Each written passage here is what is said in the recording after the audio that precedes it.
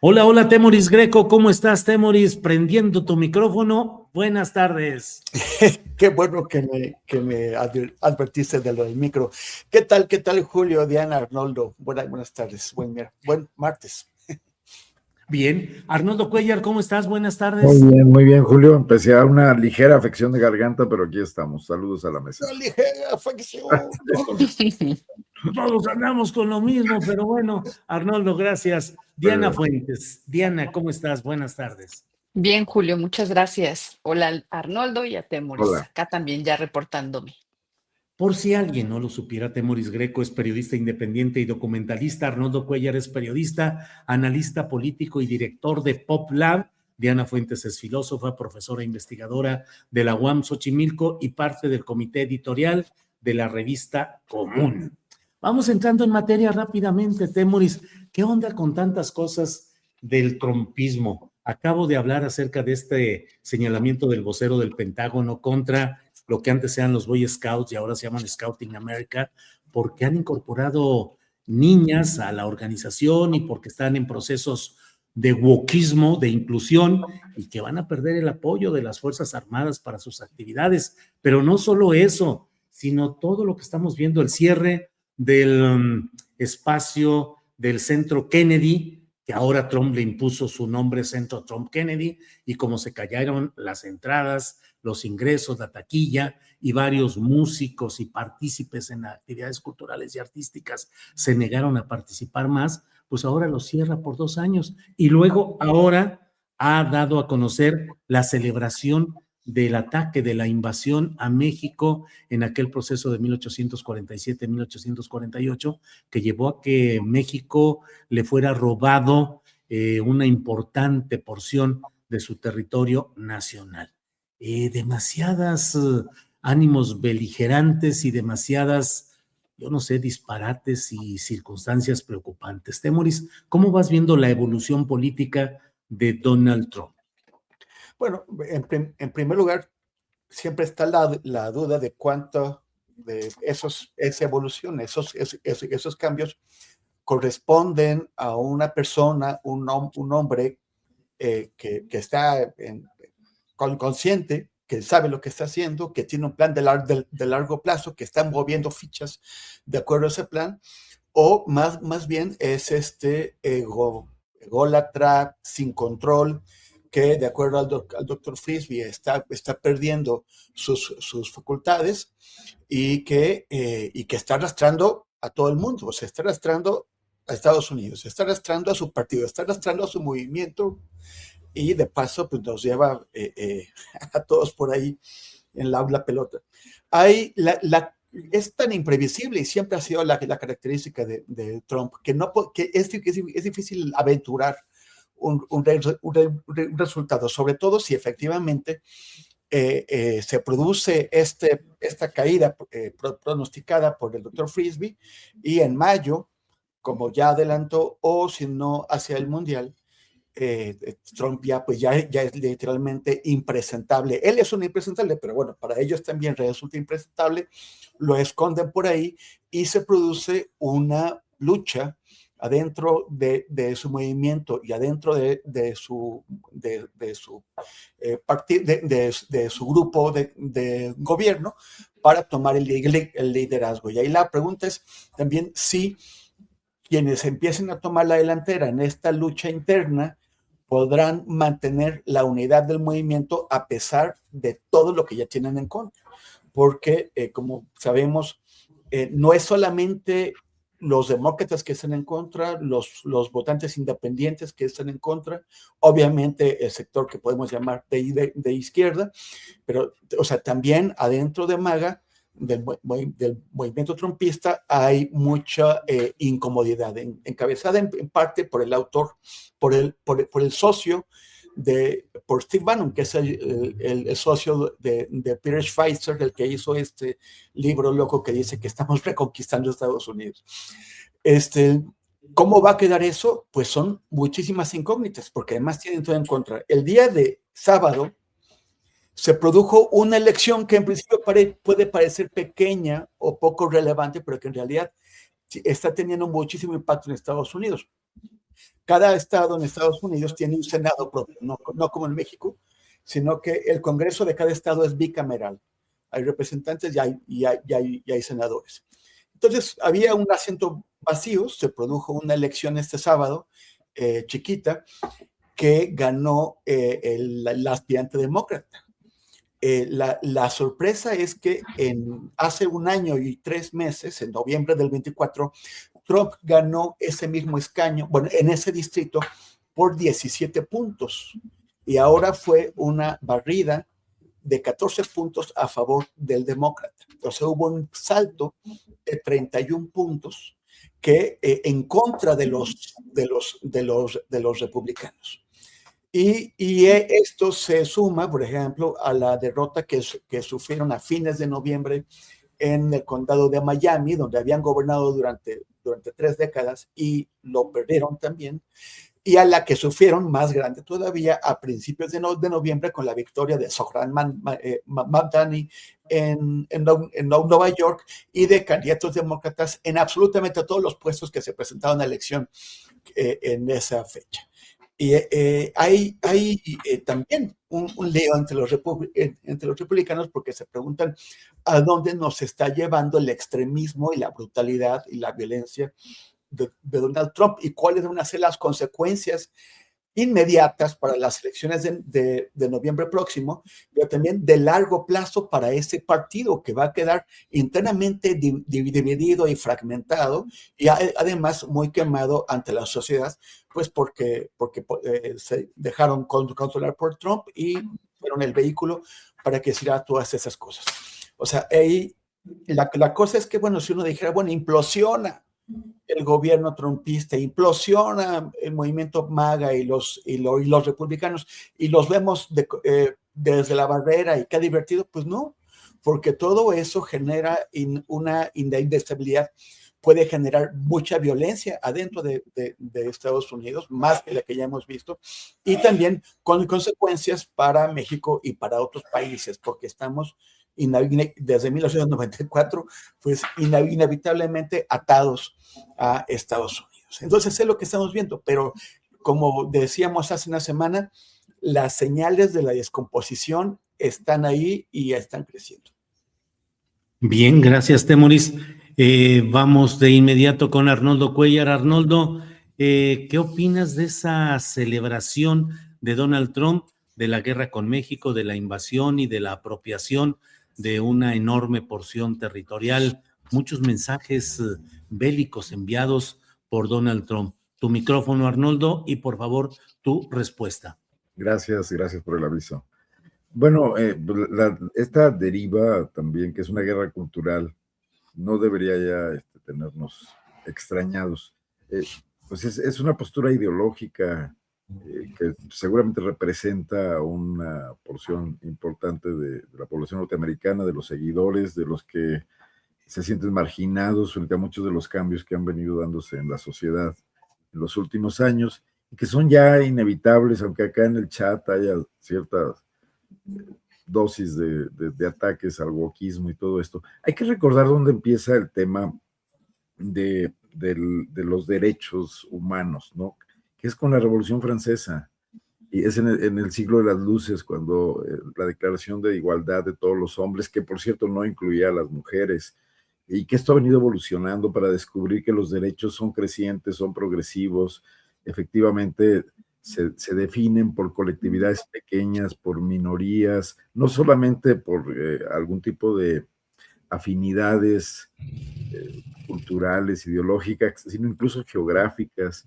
Y ahora estamos discutiendo, y lo hemos discutido en los últimos años, que también hay derechos a un medio ambiente sano, a un consumo racional, derechos de los animales, etcétera, ¿no? Y desde luego, pues esto molesta a mucha gente que quisiera seguir en el modelo medieval del cristianismo más, digamos, ortodoxo, donde el hombre es el rey de la creación y a partir de ahí se deriva todo lo demás, que bueno, su primer golpe no ocurrió con los derechos humanos, ocurrió cuando Galileo descubre que no somos el centro del universo, ¿no? Es la postura anti-woke, que es muy despectivo el término, es una postura anticientífica, anticonocimiento de la historia, todo este tipo de cosas, y de ahí estos discursos como el que vimos en el absolutamente, ¿cómo lo podría calificar? O sea, alejado de cualquier tradición de diplomacia, incluso diplomacia deficiente de festejar esta guerra imperialista de la que nos hizo víctimas eh, los Estados Unidos, que también empezaban a desarrollarse en ese momento y que, bueno, aprovecharon el caos que acá estaba presente en México, ¿no?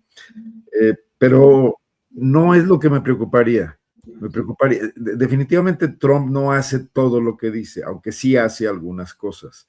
Y entonces estar distraído por el exceso de ciertos mensajes, que yo me imagino que enfermo o no, decadente o no, quien redacta eso son otros personajes que están ahí adentro, otros halcones que manejan varias de estas áreas de propaganda, pero también manejan políticas de los Estados Unidos, ¿no?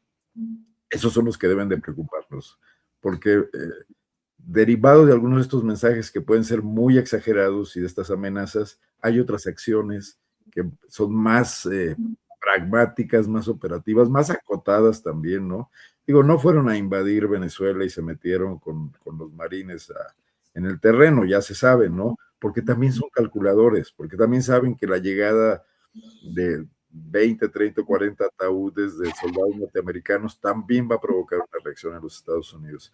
Entonces, yo creo que es este discernimiento entre lo que sí están dispuestos a hacer, las líneas que sí están dispuestos a cruzar, que es donde hay que centrar, me imagino, tanto para los gobiernos como para las poblaciones, los ciudadanos de quienes estamos sometidos ahorita a este bombardeo, las líneas de defensa y no estar contestando todo y bateando todas las bolas, me parece, porque algunas ya son absolutamente, bueno, ¿cómo podríamos decir? Se deterioran por sí solas, ¿no? Si no caemos en la provocación. Bien, Arnoldo, gracias. Diana, ¿qué pensar de este tamborileo bélico constante ahora con este señalamiento de Donald Trump celebrando lo sucedido en 1847-1848, la guerra con México, celebrándola con un sentido épico, epopéyico, como suele suceder con el propio Donald Trump, que para él todo es superlativo a su favor? ¿Qué piensas de ese tipo de expresiones y las implicaciones concretas en nuestra realidad, Diana? Yo creo que tiene una intencionalidad discursiva, ¿no? En primer orden, resituar la invasión sobre México, los resultados del Tratado Guadalupe Hidalgo e incluso, digamos, seguir, hay quienes estaba revisando ahora mismo, quienes comparan esta serie de declaraciones de Trump con lo que habría hecho quien fuera presidente de los Estados Unidos precisamente en 1846, James Polk, perdón, y que era un fiel seguidor del destino manifiesto, es decir, la idea de que a los Estados Unidos estaban destinados por Dios, ¿no? A conquistar de costa a costa. Y creo que evocar ese pasado, pues tiene esta función de prender ese nacionalismo, pues retrógrado, que se siente profundamente amenazado, que cree que están en peligro los valores que dieron la gloria y gracia a la nación, que creyeron haber, estar por derecho poseer, ¿no? Que son los Estados Unidos. Justo te escuchaba unos minutos antes de entrar y escuchaba esto que rescatabas del Pentágono sobre una declaración sobre los Boy Scouts, ¿no? Así, Sí. y no deja pues de ser como un poco hasta gracioso. La verdad, a mí a veces hasta me provocan un poco de ternura, ¿no? Así, sí, me viene eso de, ay, ternuritas, porque, porque como dice un poco Arnoldo, pues miren, hay una realidad, ¿no? Que ha ido avanzando, pero lo que sí me resulta pues evidente es que si tiene el Pentágono que estar declarando sobre los Boy Scouts, pues entonces ha de tener problemas en otro lado, ¿no? Es decir, si hay que desviar la atención social y la comunicación política hacia los Boy Scouts, es porque hay que distraerla de otra serie de problemas que seguramente son bastante, bastante más importantes. Lo mismo que esta declaración, que además tendría evidentemente como objetivo la intención de provocar una respuesta de Claudia, ¿no? Es decir, a ver qué responden. Un poco es un mensaje, por supuesto, hacia el interior, que creo que ese siempre es el objetivo principal, y a su vez obtener una respuesta. Bueno, pues, ¿qué podemos pensar? Que decirle al señor Trump, pues que esto tampoco es 1846, como contestó la presidenta, ella no es Santana y esto ya no es el siglo XIX. Entonces las cosas se configuran de manera también muy distinta. A mí me parece interesante también la respuesta o enfatizar en la respuesta que está dando la sociedad norteamericana, ¿no? El asunto este del cierre del centro Kennedy tuvo que ver con que muchos artistas también ya se negaron a irse a presentar ahí, entre ellos Philip Glass, o sea, gente que tiene mucho prestigio internacional y que empiezan a figurar como voces que empiezan a decir, esto ya no puede continuar y estamos dispuestos a emprender una especie de resistencia civil en el ámbito que nos compete. Y creo que es de ahí de donde viene la distracción. A menor capacidad de creación de consensos, el consenso creo que hay que entender siempre, no se trata solo de suponer que vamos a llegar a un acuerdo en el que todas las partes quedan plenamente convencidas sobre un objetivo común. Los consensos muchas veces en política se establecen solo con los iguales, con los grupos con los que se tienen afinidades, ¿no? Pero cuando ya no se pueden establecer ni siquiera consensos con los grupos políticos con los que una determinada fuerza tiene afinidades, entonces queda apelar a la fuerza. Y lo que estamos viendo es un ejercicio progresivo, paulatino y que se está desplazando a distintos ámbitos de la vida cultural, política, en fin, hacia la coerción, hacia la renuncia del consenso, porque ya está incapacitado para ello. Entonces creo que eso propulsa acciones que tienen todo un talante autoritario, pero que, bueno, pues como dice el viejo dicho, ¿no? El que mucho abarca, poco aprieta. Entonces, si se van abriendo tantos, tantos frentes de batalla interna en los Estados Unidos, me parece que las posibilidades de que la resistencia social y la animadversión al gobierno de Donald Trump crezcan también de manera muy fuerte. A lo mejor más acelerado será ese proceso que los presagios que nos ha dado el doctor Frisby. Bien, gracias, Diana. Hay otro, Ojalá que sí sea, Diana. perdón. Ojalá que sí sea. Pues sí, sí, sí, que además hay muchos indicios, la verdad. Y luego la gran pregunta es, finalmente, ¿quién queda? ¿Quién queda? ¿El vicepresidente Vance sube a ocupar el cargo? En fin, ahí está todo esto. Pero bueno, hay un tema, digamos, bueno, dentro de lo que está sucediendo, ¿qué te parece, Temoris, si hablamos acerca de lo que está sucediendo en el tema de Cuba, el petróleo mexicano y las acciones de Donald Trump buscando la caída del régimen cubano, del sistema político mantenido durante décadas en Cuba? México está, pues finalmente no está enviando petróleo a Cuba. Está la orden ejecutiva de Donald Trump de castigar con aranceles a la nación que envíe directa o indirectamente este combustible a Cuba, pero el hecho concreto es que no está México enviándolo ya, está buscando caminos diplomáticos para ver qué se puede hacer, sin que parezca que pueda haber una solución por ahí, pero ¿qué opinas de todo este tema, Temoris? Bueno, pues se ve a la presidenta Sheinbaum intentando manejar a ese tipo que un día dice una cosa, otro día dice otra. Él dice que en la conversación que tuvieron, él le dijo que parara los envíos a Cuba y que la presidenta dijo, sí, sí, claro, lo que usted diga. Y ella dice que no hablaron del tema. Y la verdad es que de creerle a este tipo que hace de la mentira un instrumento constante, cotidiano de acción, pues yo la creo más a Claudia Sheinbaum. Los hechos es que sí hemos suspendido, o sea, independientemente de que si lo hablaron o no, sí se suspendió, se reconoció ya Hace una semana nos regañó gente en redes sociales porque estábamos dándole vuelo a noticias falsas, la suspensión de los envíos. Pues ya veíamos que era bastante serio y claro, y pues ya lo confirmó la presidenta.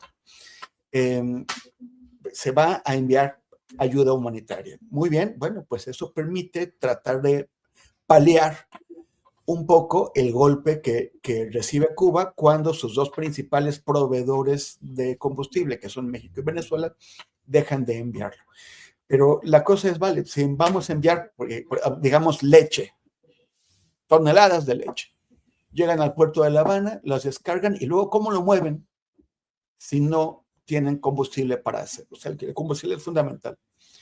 Ahora, Cuba ha sobrevivido pues 60 años, más de 60 años a las agresiones y al bloqueo de Estados Unidos. A mí me parece que en ese momento, como todo el mundo, todos estamos en la misma, tratando de capear el temporal con la esperanza de que amaine, y de que amaine, no me refiero de amaines, ¿verdad? Amaine, de amainar, que amaine antes de, o a lo sumo, o sea, ya estaba Diana diciendo que ya ve que esta movilización puede lograr cambios antes. Está lo que dice el doctor Frisby, que no sabemos a qué conducirá la caída definitiva de las facultades mentales de Trump, pero la cosa es que haya un cambio en el gobierno de Estados Unidos o en el Congreso de Estados Unidos para que les amarren las manos no solamente a Trump, sino a toda la pandilla de maleantes y matones que lo acompañan en el poder. Ahora, ¿cuál es el otro riesgo que están advirtiendo en Estados Unidos? Que todo este ejército de matones que creó y que llaman ICE y Patrulla Fronteriza, pues sí les sirva para interferir en los procesos electorales y manipularlos, o incluso para generar una respuesta popular violenta, o que él pueda calificar de violenta e interrumpir algunos procesos electorales o posponer las elecciones, lo cual sería pues un desastre mayúsculo. Y hay que preguntarse, los poderes que están detrás de Trump están dispuestos a asumir una desestabilización de su propio país, como las que ellos han provocado en tantos otros. ¿Creen que a río revuelto van a sacar ventajas? ¿O creerán que ya es demasiado y se sumarán al esfuerzo para ponerle un alto a Trump? El caso es que mientras eso pasa, pues estamos viendo todos cómo nos acomodamos los europeos, los venezolanos, todo el mundo está viendo de qué forma llevar el barco sin que se hunda en todo el caos que ha creado este tipete. Bien, Temoris, gracias. Arnoldo Cuéllar, sobre este tema, ¿cuál es tu punto de vista, por favor? Bueno, yo sí creo que el régimen cubano tiene que plantearse una salida de otro tipo y que ahí la participación de México sería muy importante. Ya lo intentaron con Obama, cuando un ala reformista, entiendo que encabezado, impulsada por Raúl Castro y un poco a espaldas de Fidel, que luego provocó que todo se frenara todavía. Trataba de hacer esto, ¿no? Una apertura, bajar la tensión interna, resolver los problemas políticos que hoy es el peor tiempo para intentarlo, era mejor el tiempo con Obama, cuando había una política, aunque imperialista, racional desde los Estados Unidos. Hoy pareciera ser que el lobbying cubano que encabeza Marco Rubio no está dispuesto a aceptar ningún avance parcial, quieren apoderarse totalmente del control. Pero la situación se va a complicar aún más. La ayuda humanitaria va a ser insignificante con respecto al tema del petróleo venezolano y el mexicano, porque eran ambos y que era para sostener la viabilidad de la vida diaria, ¿no? En la isla. No cifraría las esperanzas en que en Estados Unidos pueda haber un cambio, porque eso no depende ni de México, ni de Cuba, ni de América Latina. Lo que veo que ha estado faltando es esta iniciativa diplomática pues a tratar de hacer algo frente a lo que está ocurriendo y caminar en cierto sentido. La otra vez yo comentaba que Cuba es un tema latinoamericano, como lo debió ser también Venezuela en su momento y no llegar a este tipo de cosas que se llegaron, ¿no? Pero el aislacionismo que se practica de pronto y cada país librándola por su cuenta y capeando su propio temporal sin coordinación, pues nos hace más débiles a todos y deja la iniciativa en manos de los halcones de la política norteamericana más allá de Trump, ¿no? Entonces, no veo tampoco esa intención, no veo que México se esté reuniendo, están divididos los organismos diplomáticos de América Latina, están paralizados, mejor dicho. Por ejemplo, no sé si vayamos a hablar del tema de Michelle Bachelet, su candidatura a la ONU, pero hoy el principal problema de la ONU es que está quebrada y que Estados Unidos no le entrega el dinero que le corresponde y que pueden llegar a dejar de pagar salarios a los funcionarios de la ONU, por supuesto ya suspendidas cualquier tipo de programas de ayudas benéficas o de promociones de políticas progresistas de derechos humanos o de defensa de cualquier tipo de valor, ¿no? Entonces, estamos aquí lanzando como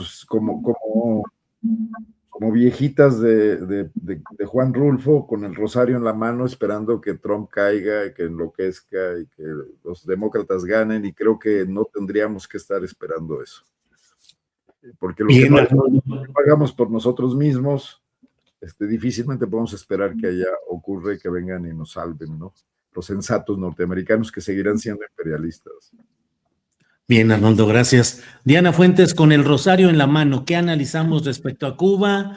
El impacto de un cambio conforme a los intereses de Estados Unidos, el impacto en México. ¿Cómo ves todo ese tema, Diana? No, pues ya me lo puso difícil. Primero dejamos el rosario, Sí, primero que nada. así es. Yo creo que, bueno, a mí me parece que la situación, bueno, todos sabemos, no es nada sencilla. Creo que en este caso en particular, tampoco es cierto que en este momento se vaya a reconfigurar la situación política de Cuba por un movimiento interno, ¿no? Es decir, es un proceso que ha durado muchos años, que tiene contradicciones internas y muy importantes, eh, de una de una historia que ha llevado a este punto tan complicado, a esa nación tan querida. Pero me parece que si México en este momento no da un paso hacia adelante, o sea, no deja el rosario y no da un paso hacia adelante en la defensa de la idea de que también como nación soberana tenemos el derecho a establecer el tipo de relaciones políticas que creamos adecuadas con otras naciones, eso no solo tiene esos efectos nefastos para la nación cubana, para su futuro inmediato, sino también para nuestro país. Es decir, me parece que con Donald Trump, bueno, pues es como un juego de una jugada de ajedrez, ¿no? Estás jugando con un jugador acelerado que avienta los peones, que avienta todo, ¿no? Que va con todo porque tiene muchísima fuerza, pero que hay que tener estrategia. Y entre estas cosas, creo que el que México recule en el asunto cubano implica que Trump puede presionar más en muchos otros temas. Es decir, que la solución que se dé a esto afectará también en este juego de fuerzas la posición de nuestro país en tantos otros tópicos. No vuelvo a decir como la semana pasada, ello no obsta, no obvia la dificultad del tema, pero sí creo que hay que ver que estamos ante un choque, ¿no? Constante en el que va dando un paso más, un paso más, un paso más, y nosotros seguimos replegándonos. Y creo ciertamente hoy en la mañanera la presidenta recordaba el Tratado de Tlatelolco, que es este tratado de política exterior mexicana firmado en 1967, que contrajo pues la idea de que América Latina y el Caribe estuviera libre de armas nucleares, ¿no? Un asunto muy importante, pero que por supuesto también hacía parte del despliegue nuclear en medio de la Guerra Fría de los Estados Unidos y nosotros como como parte del continente americano, que ya, por supuesto, desde entonces creía que era su dominio estratégico o ese territorio, ¿no? Y hacía entonces alusión a esto. Y efectivamente coincido con Arnoldo en el punto referido a la idea de que, bueno, ¿y dónde están ahorita sentándose con otras naciones, los representantes de nuestra política exterior, a tratar de pensar en soluciones que sabemos que tendrían que ser de carácter conjunto para poder, ¿no?, tener alguna perspectiva de consolidación frente a lo que están haciendo los Estados Unidos? Es decir, ya no es suficiente tampoco evocar lo que México ha sido y los pasos certeros que ha dado en otros momentos de su propia historia, no, quizá no tan complicados como este, para con eso creer que ya es una defensa suficiente. Creo que en el caso cubano es muy importante que México se posicione y procure darle el apoyo necesario en este caso, que es evidentemente el tema del petróleo, con el que se crea energía. La gasolina, las imágenes, y con esto cerraría, de las imágenes de esa Cuba muy folclorizada, muy turistificada, con esos coches de los años 50, de los años 60, que son muy hermosos, sí, pero que gastan un montón de gasolina, ¿no?, para moverse, porque tienen una tecnología muy anticuada. Todo eso requiere de esos recursos. Entonces, creo que México debe posicionarse en favor de Cuba y que el proceso político que pueda darse o no, sigue siendo de competencia indudablemente de los cubanos, y que probablemente, ¿no?, tendrá mejores condiciones si no tienen el yugo de los Estados Unidos encima.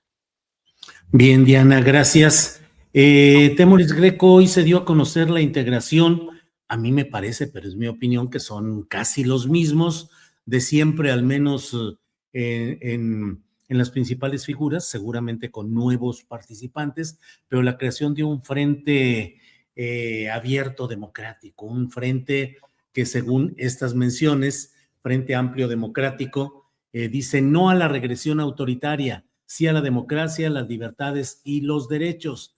Entre otros temas, mencionan que se vive en México un momento de alta tensión institucional. Regresemos tantito, por favor. Sí, gracias, Sebastián. México atraviesa un momento de alta tensión institucional por la reforma política, la propuesta de reforma política electoral, que plantea claros riesgos de regresión en materia de autonomía institucional, pluralismo político y equilibrios constitucionales. Ante ello, dicen, se necesita una respuesta ciudadana amplia, responsable y organizada. Dice, México sí vivió una transición hacia la democracia. Lo ponen en negritas de manera destacada. Y luego, en otra parte, dicen que lo que hoy se plantea es una ruptura con el espíritu de esa transición, la cual es una de las razones fundamentales que nos convocan. Y dice eso que a mí me parece muy peculiar. Convocan a la conformación de este Frente Amplio Democrático con un objetivo claro e inmediato: evitar que prospere una iniciativa regresiva en materia política electoral en cualquier etapa del proceso legislativo. Subimos, por favor, Sebastián, para ver lo que sigue, porque dice, la razón principal de la existencia de este frente es no permitir, no admitir y actuar para impedir la restauración del antiguo régimen bajo cualquier forma o denominación.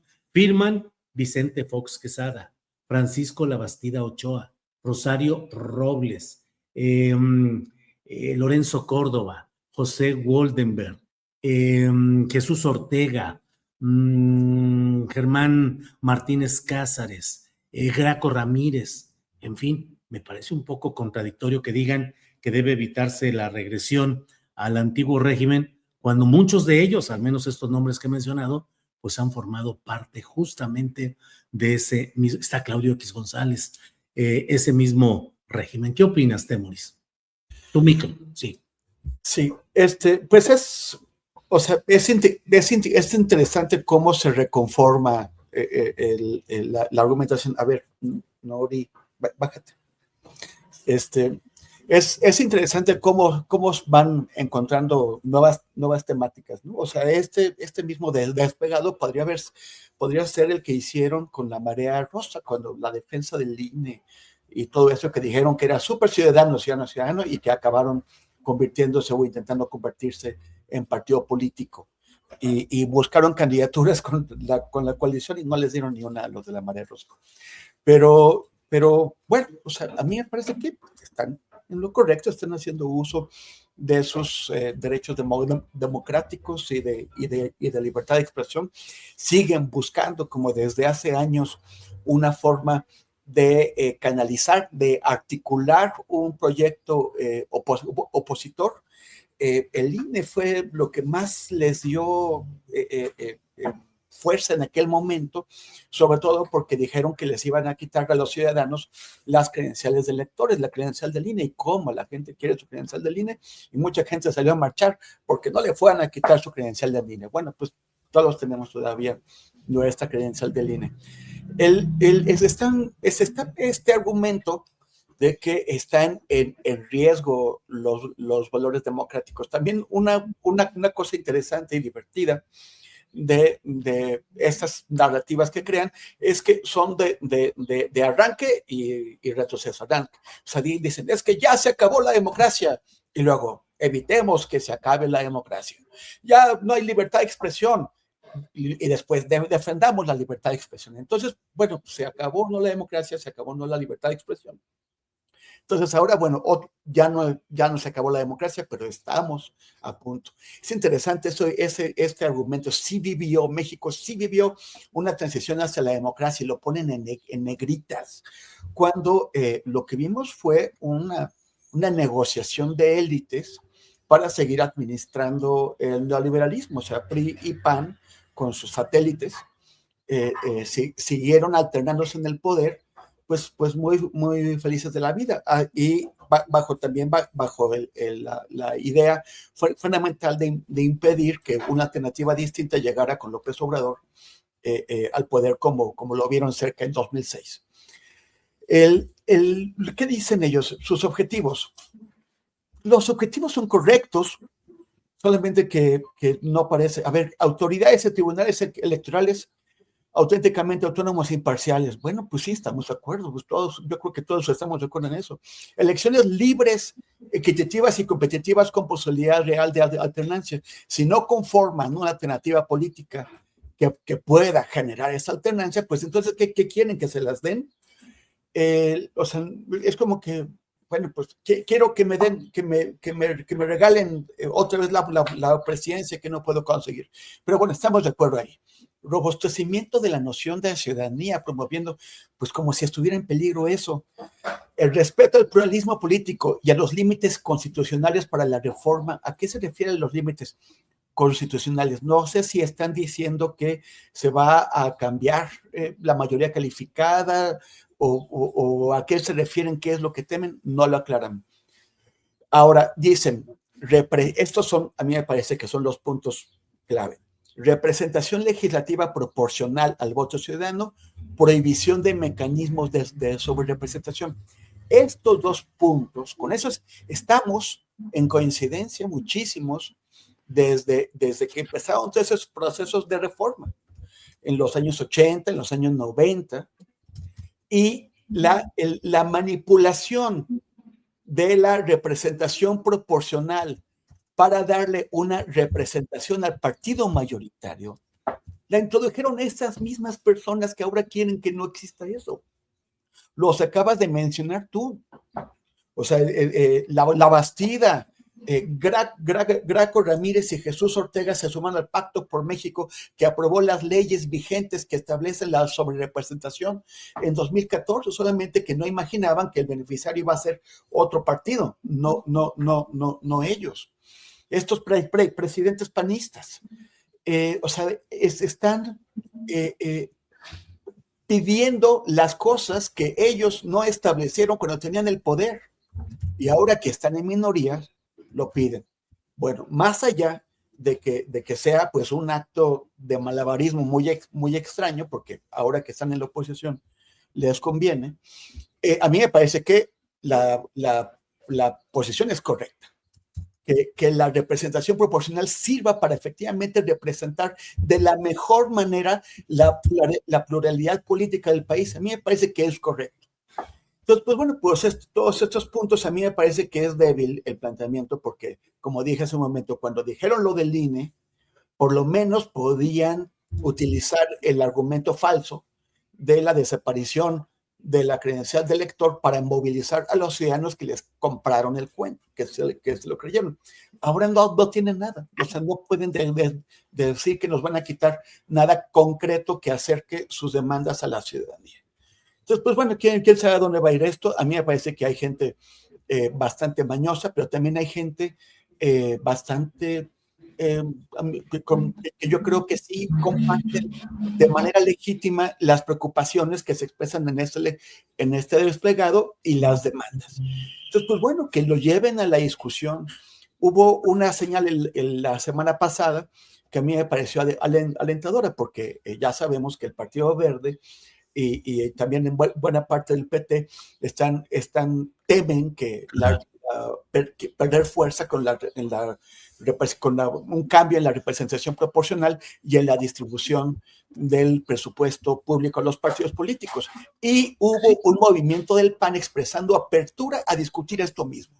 Sería muy interesante que el Partido Verde hiciera su berrinche, porque finalmente ellos viven de eso, no viven de las ideas, viven de chupar el presupuesto, que el PAN accediera a una negociación que estableciera qué es lo que el PAN le parece importante para aprobar esta reforma y que pudiéramos quitarnos de encima el chantaje corrupto del Partido Verde. Y tendríamos una representación más correcta de la pluralidad, hablar con el PAN, incluirlos y quitarnos de encima este peso del Partido Verde.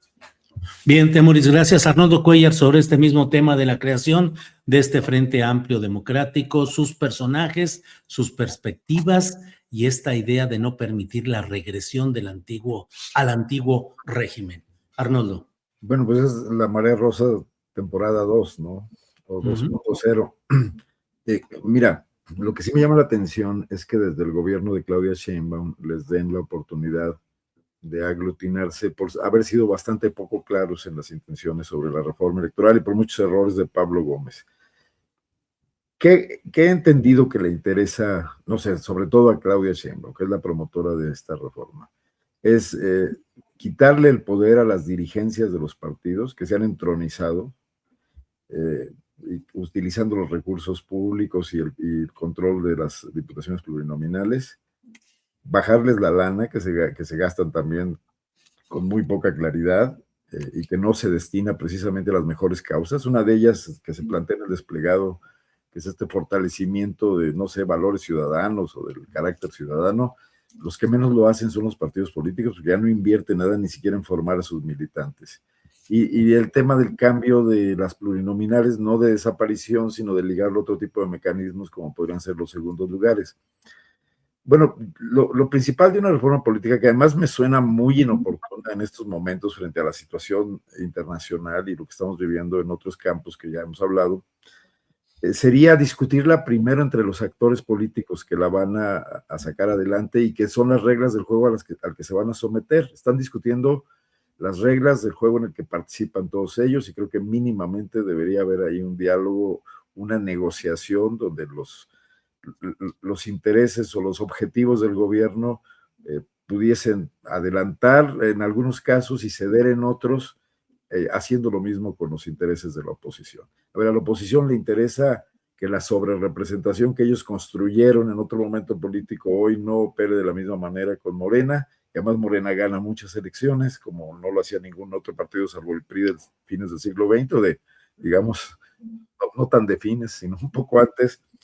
Bueno, pues que se hable de ese tema y luego nos vengan a plantear a la sociedad qué tipo de arreglos van a hacer para que podamos contar con una mejor representación. Pero el camino que están siguiendo, tanto las confusiones desde el poder para plantear qué quieren, como esta falta de imaginación de la oposición para regresar a las mismas posturas que ya vimos que no les dieron el resultado que querían, en el caso de la marea rosa y luego la construcción de la candidatura única en torno a Xóchitl, que además había una continuidad ahí.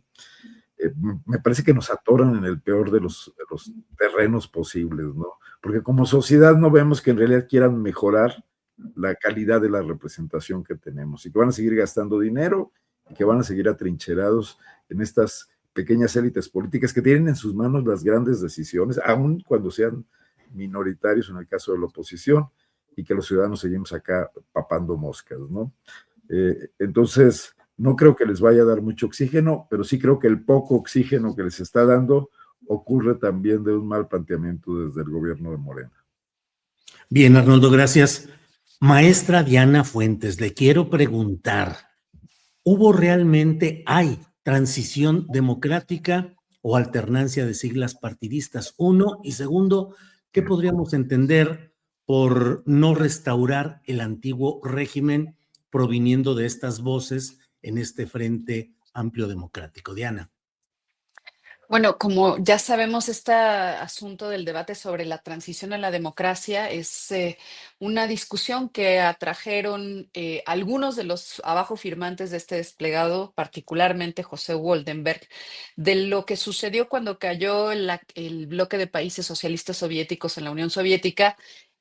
Y cuando se dieron también los procesos de transición, por ejemplo, en España, ¿no? Cuando se acabó el franquismo, y que contrajeron la necesidad de que efectivamente hubiera una recomposición del orden de lo público, del gobierno, todo esto, hacia una vía de una construcción democrática, de participación ciudadana y todo ello. También sucedió, por supuesto, en América Latina después del fin de las dictaduras. Entonces se hablaba de transiciones a la democracia y hubo muchas discusiones sobre qué significaba eso. Bueno, en el caso mexicano, algunos de estos de los abajos firmantes, trajeron esa discusión precisamente en el marco de lo que se veía venir desde 1988, es decir, la necesidad social de que el PRI dejara de gobernar de forma monolítica como partido dominante en nuestro país y que entonces hubiera pluralismo político, que el voto contara, todas estas cosas.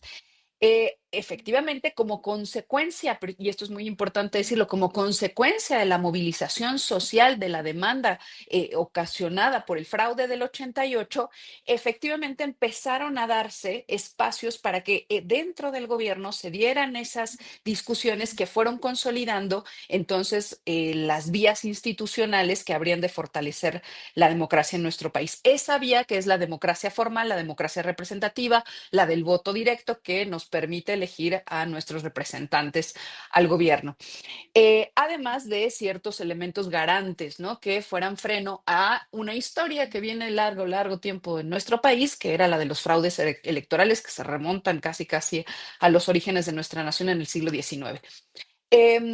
Y bueno, esto fue creciendo y como sabemos, del paso de, digamos, cuando finalmente ganan las elecciones Vicente Fox por una mayoría incuestionable que vota por él a la presidencia de la República, entonces se dice, estamos ahora sí transitando a la democracia, entonces ahora sí podremos observar cómo México, ¿no? Se consolida de manera clara como una democracia plena.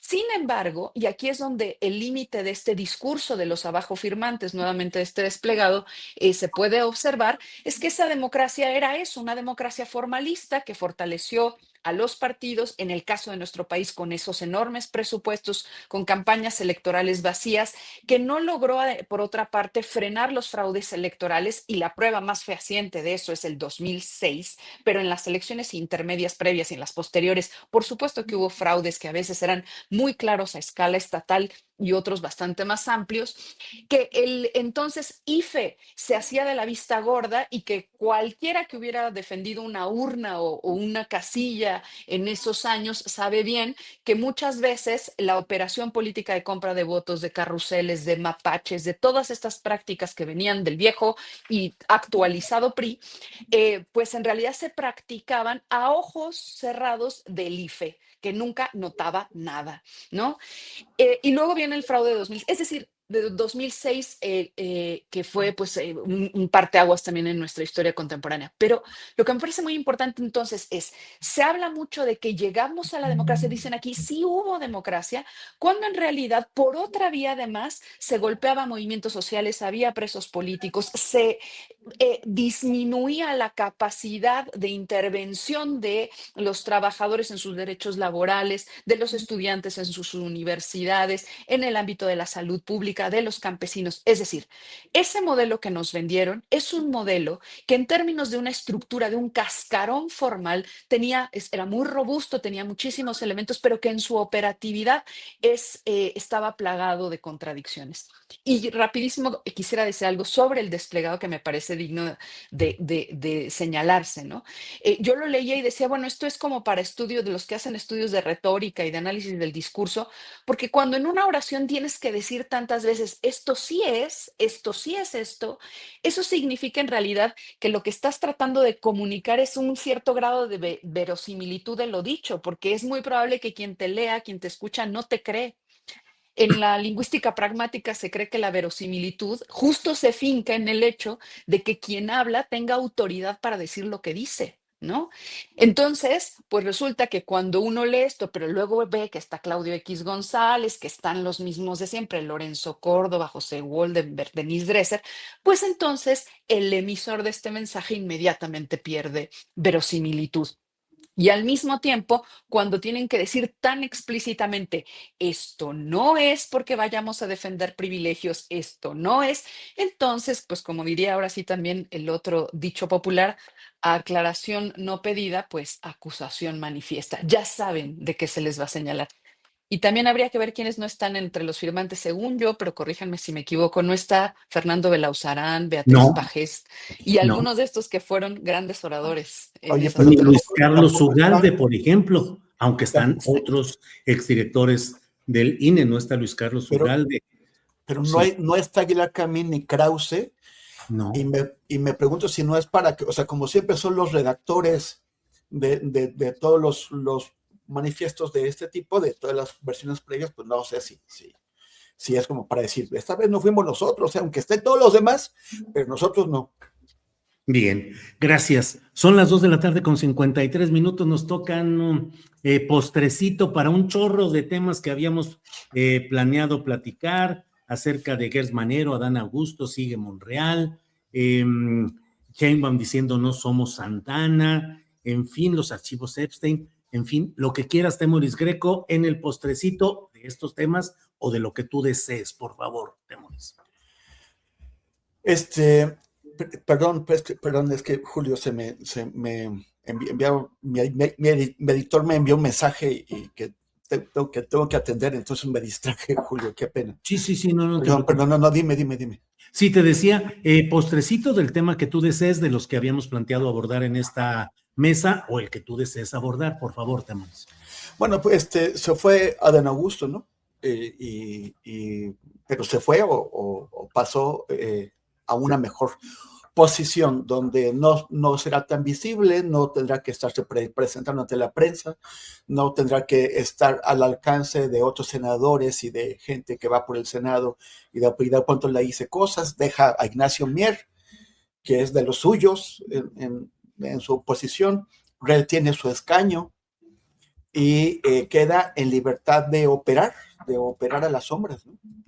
Entonces, o sea, eso es todo un retiro que le conviene a la presidenta, que le conviene a su movimiento para tratar de apartar a un personaje pues o sea, cada vez se ven más cómo ha estado hundido en este lío, en este entramado político criminal de Tabasco, y cómo ha logrado construir estas redes en el país. A mí me parece que todos deberíamos acordar cómo fue que los chuchos se apoderaron del PRD, manejando presupuestos oscuros que les permitían manipular las elecciones de delegados al Congreso, a los congresos y a los consejos nacionales y por lo tanto controlar los comités ejecutivos. ¿Cómo fue que Andrés Manuel López Obrador tuvo que deshacerse de ellos? Bueno, intentó deshacerse de ellos y cuando no fue posible, pues mejor se salió, dijo, pues agarro mis canicas y me voy porque con ustedes pues no se puede. Adán Augusto, esa es la misma hechura, ¿no? Solamente que los otros venían del PST de Aguilar Talamantes y pues Adán Augusto, ¿para qué hago el trámite? Vengo directamente del PRI. Yo creo que es peligroso eso. Y lo otro es invitar a la gente a leer, aquellos que siguen interesados en lo que está ocurriendo en Asia Occidental, mal llamado Medio Oriente, sobre lo que está ocurriendo en Irán. Trump desplazó un portaaviones y 3 destructores, está amenazando a Irán y les dice, si no se sientan a negociar y llegan a un acuerdo equitativo, los vamos a bombardear. Solamente que ya se habían sentado a negociar y ya habían logrado un acuerdo equitativo en 2015 con Obama, y cuando llegó Trump, con el lobby pro-Israel en Estados Unidos, operó para que rompiera ese pacto, a pesar de que era un pacto firmado por su país. Trump dijo, pues háganle como quieran, yo no lo voy a cumplir. Y ahora estamos viendo las consecuencias de eso. En mundoabierto.info explico cómo fue toda la operación que hicieron en Estados Unidos para romper ese pacto que había logrado Obama y llevarnos y traernos al lugar en donde estamos ahora. Bien, Temoris, gracias. Arnoldo Cuellar, por favor, temas pendientes o lo que desees agregar en este postrecito. Agregar algo más sobre el tema del desplegado de este frente, porque algo que se extraña y que sería muy exigible es una autocrítica de lo que dejaron pendiente estos gobiernos de la transición a la democracia, donde aquí muchos de ellos son distinguidos representantes. Porque al final del día, la democracia es un instrumento para generar bienestar para una nación, para una comunidad, ¿no? La democracia es la forma en la que se organiza el gobierno, no es el fin en sí mismo, para generar gobiernos legítimos, representativos, con capacidad de maniobra, con maneras para resolver problemas, ¿no? Y durante todos estos gobiernos, de Vicente Fox a Peña Nieto, no se atendió el problema de la inseguridad, todo lo contrario, lo recibieron incipiente y la dejaron en los peores términos, que incluso pues no se logró resolver durante los años que siguieron, ¿no? Ni se ha logrado resolver. No resolvieron el problema de la desigualdad tampoco, ¿no? Ni siquiera aumentaron el salario mínimo de forma significativa, tanto que tuvo que venir a hacerlo López Obrador. Tampoco el tema de la corrupción, y ahí está el ejemplo de cómo la cereza del pastel fue el gobierno de Peña Nieto, ¿no? Pero ya había también cuestiones ahí con Calderón y con García Luna, etcétera, donde se mezcla inseguridad, corrupción y violencia. Y de eso no hablan en absoluto, ¿no? Eso no dice nada. Esta transición que querían eterna, porque además generó espacios para que también una burocracia dorada administrara ese periodo de tiempo, y nunca nos dijeron cuándo iba a concluir esa transición. Todas las transiciones han concluido de una u otra manera, y aquí se extendió por 3 sexenios, ¿no? O por más, si tomamos en cuenta la etapa de Zedillo, donde probablemente inició, ¿no? Entonces, nada más dejar eso claro. Sería muy honesto, si es que estas gentes así lo asumen, que hablaran también de lo que dejaron pendiente, que motivó lo que ellos llaman todos los males posteriores, ¿no? Nada más, Julio. Bien, Arnoldo, muchas gracias. Diana, postrecito, por favor. Sí, también volverle a hincar el diente a esto de frente, porque también por otra parte creo que es muy importante observar que otra vez vuelven a pintar como ausente de ideología y de afinidad partidista, lo que a todas luces lo tiene, ¿no? Y eso me parece que también resta ya de entrada cualquier posibilidad de que un sector más amplio de la sociedad sienta reflejado hay algo en esta convocatoria, es decir, porque no hay honestidad, son también profundamente demagogos y eso, y hay mucha hipocresía en todo esto, porque si algunos de ellos han estado en todas las alianzas y en todos los grupos de la oposición que se generaron durante el sexenio de Andrés Manuel López Obrador, y no han tenido empacho en marchar al lado de algunos de los dirigentes de los partidos más importantes de la oposición en este país, por supuesto el PRI y el PAN. Ahora, cómo se quitan la máscara y se ponen la otra cada tanto, y cada vez creen que de verdad ahora sí nos van a convencer de esto. Yo veo también ahí una red, que efectivamente una red en la que están asociados intelectuales que están muy enojados con la 4T, ¿no? Porque les afectaron también un modo de vida muy elitista, que tenían muchos ingresos por muchas vías, de esas formas que tenía de consentirlos el régimen. Al mismo tiempo, esa también burocracia efectivamente que se creó también con enormes ingresos y una élite académica, todos estos mezclados que en realidad son redes también de amiguismo, que tenían vínculos que se fortalecían entre sí y de prebendas. Entonces, detrás de este nuevo comunicado hay mucha demagogia, hay mucha hipocresía y bueno, pues eso, por más que le intenten poner otro nombre, es vistoso para cualquiera, ¿no? Bien, Diana, muchas gracias. Gracias a los tres. Son las 3 de la tarde con 1 minuto. Gracias, Temoris. Gracias, Arnoldo. Gracias, Diana. Y nos Julio, vemos. nada más Sí. quisiera aprovechar para enviarle un enorme abrazo muy cariñoso a nuestro querido Jorge Meléndez. Así es, el gran Jorge Meléndez, hombre de lucha permanente, siempre luchando y siempre saliendo adelante. Jorge Meléndez, que está en una situación clínica luego de su operación, de la cual salió bien, pero luego con complicaciones, y en estos momentos importantes, siempre el respaldo, el recuerdo y el abrazo a nuestro querido compañero Jorge Meléndez. Y a toda Bien, su Temoris. familia, a Alejandro y a su esposa también. Así es, así es. Bien, pues seguimos adelante. Gracias, Temoris, Arnoldo y Diana. Hasta pronto. Buena semana. Hasta la próxima. Hasta luego.